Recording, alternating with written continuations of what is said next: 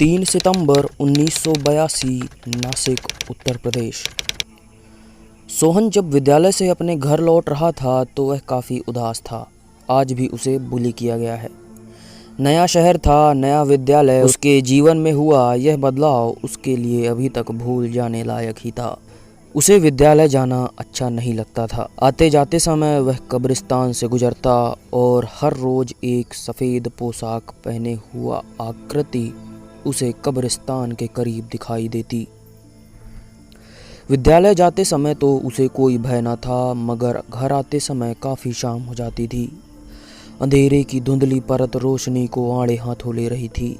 उस समय उस कब्रिस्तान के आसपास सन्नाटे के सिवा और कुछ मौजूद नहीं था। किसी तरह नज़रें बचाकर वह उस बड़े से कब्रिस्तान के समीप से गुजरता। एक दिन उसके विद्यालय के कुछ बदमाश बच्चे उसे परेशान करते हुए उसका पीछा करने लगे। सोहन भाग रहा था, जबकि वह बच्चे साइकिल में थे और उसका पीछा करते हुए उसे चिढ़ा रहे थे। शाम ढल चुकी थी, अंधेरा होने को आया था। सोहन अंधाधुंध भागे जा रहा था। वह थक चुका था और हाँफ रहा था। आखिरकार उसका पैर अचानक किसी पत्थर से टकराया और वह गिर पड़ा। पीछा कर रहे बच्चों ने उसे घेर लिया। अब सोहन फंस चुका था। घबरा कर उसने वही पत्थर उठा लिया। वह बदमाश बच्चे यह देख डर गए। उस पत्थर के सहारे वह उन्हें डराने में कामयाब रहा। तभी वह वजनी पत्थर उसके हाथ से गिर गया और उन बदमाश बच्चों ने इस मौके का फ़ायदा उठाया और उसे धक्का देकर गिरा दिया। सोहन अब फंस चुका था और भागने का कोई रास्ता प्रतीत न होता था। उन बच्चों ने सोहन के साथ मारपीट शुरू कर दी। इसी बीच हाथापाई में सोहन किसी तरह बच निकला और मौका पाते ही अंधाधुंध बिना पीछे देखे पूरी ताकत से भागा।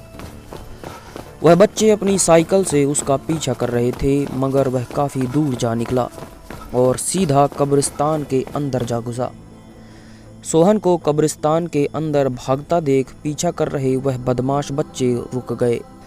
अंधेरा काफ़ी हो चुका था तो उन्होंने लौटना ही उचित समझा, मगर सोहन भय के मारे लगातार भागे जा रहा था। बिना दाएं बाएं देखे वह बस भाग ही रहा था। कुछ दूर बाद वह रुका, अपनी सांसें पकड़ी तो देखा वह कब्रिस्तान के बीच आ चुका है।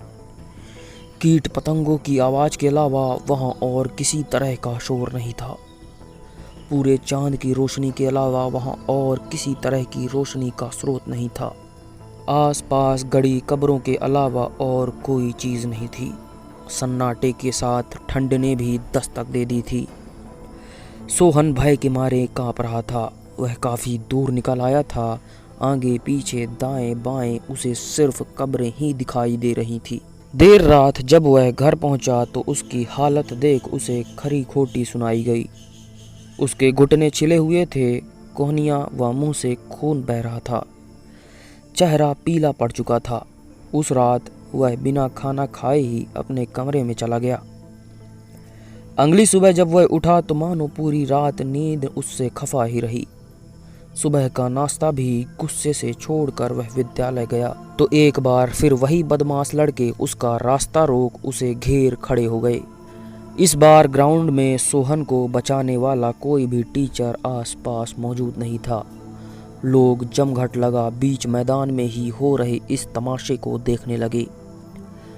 मगर इसके आगे जो भी हुआ वह आज भी वहाँ मौजूद चश्मदीदों की जुबानी में अद्भुत, अविश्वसनीय, अकल्पनीय था। ना जाने सोहन को अचानक क्या हो गया था। उसका शरीर कांपने लगा था। वह घुटनों पर आ गया और उसकी आंखें पलट गईं और उसे घेरे हुए वह बदमाश लड़के हवा में लटक गए। वहाँ मौजूद सभी जन डर के मारे चीख पड़े। चीख सुनते ही सारे टीचर्स भागे ग्राउंड में आए। वहाँ मौजूद बच्चों ने जो भी बताया उस पर यकीन करना उन शिक्षकों के लिए बहुत मुश्किल था।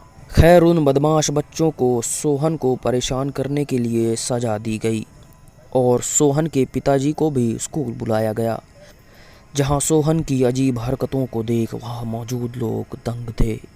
वह किसी के भी सवालों के जवाब नहीं दे रहा था।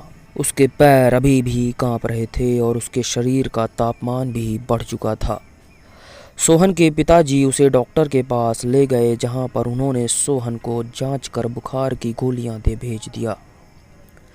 घर में भी सोहन ने एक शब्द नहीं कहा, ना खाना खाया ना ही गोलियां।